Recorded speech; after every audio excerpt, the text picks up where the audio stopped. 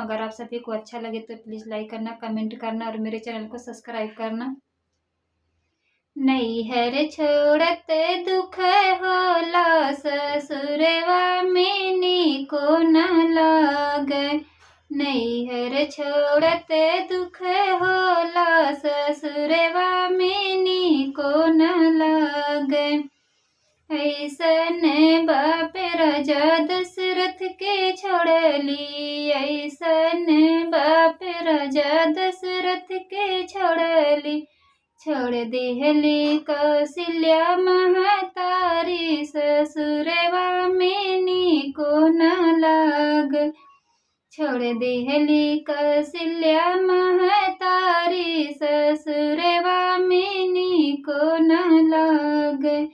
नैहर छोड़त दुख होला, ससुरवा में नीको न लाग। ऐसन बाप वासुदेव के छोड़ली, ऐसन बाप वासुदेव के छोड़ली।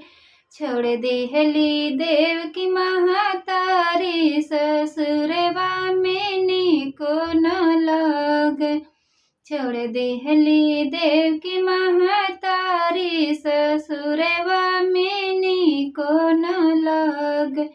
नैहर छोड़त दुख होला, ससुरवा में नीको न लाग। ऐसन बाप नंद बाबा के छोड़ली, ऐसन बाप नंद बाबा के छोड़ली। छोड़ देहली यशोदा महतारी, ससुरवा में नीको न लाग।